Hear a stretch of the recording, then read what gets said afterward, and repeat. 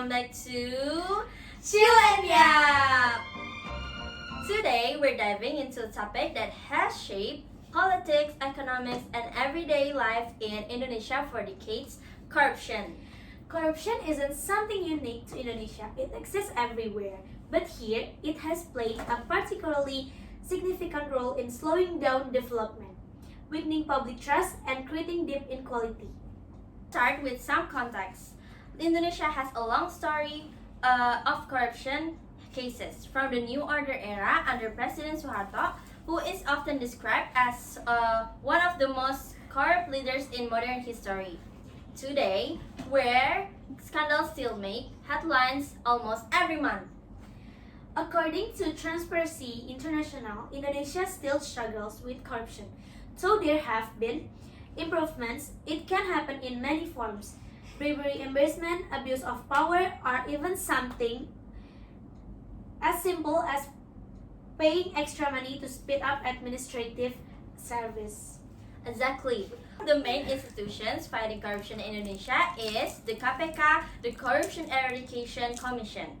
Since its formation in 2003, the KPK has prosecuted many high-profile officials, from ministers to governors and even members of parliament.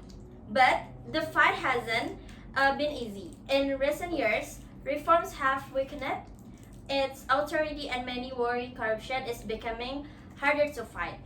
And it's not just about the government. Corruption also affects ordinary people. When funds for schools, hospitals, or infrastructure are stolen, communities suffer, roads remain broken, hospitals lack equipment, and education quality drops. In the end, it's the people who pay the price. To dive deeper, we have two special guests with us today. First, Karina Rifa, as a political analyst who has studied corruption and governments in Indonesia.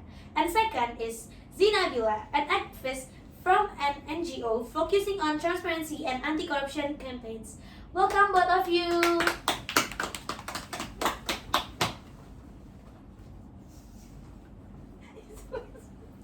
Thank you for having me. It's a pleasure to be here. Karina Rifa, corruption is often described as systemic in Indonesia. From your perspective, why has it been so difficult to break the cycle? One of the biggest challenges is that corruption is deeply embedded in political and bureaucratic system. It's not just about individual greed, it's about networks of power, patronage, and money politics. Without structural reforms and strong enforcement, the cycle continues. People argue that cultural factors like the normalization of Corupption or grease money play a role too. Do you think culture is as much to blame as the system itself? Yes, absolutely. When corruption became normalized in daily life, it created mindset that everyone does it. So it seems acceptable. That mindset is dangerous because it discourages people from challenging the system. Now, let's turn to you, Zinabila. As someone working directly with communities, what kind of corruption do ordinary people encounter most often?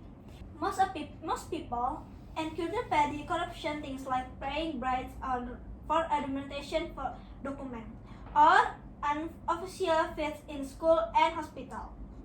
While it may seem small, when multiplied across millions of people, it creates a massive burden and perpetuates inequality. That's powerful. So, what role do citizens play in fighting corruption? Sometimes people feel powerless. Citizens have more power than they think. Refusing to give bribes and demanding transparency in local burdens, and using digital.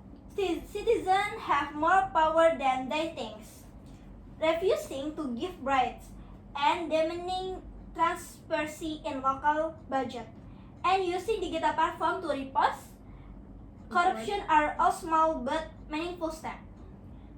And change does happen only the top. It starts at the grassroots. This has been such an insightful discussion. Thank you, Karina Nadifa and Zinabila, for joining us today.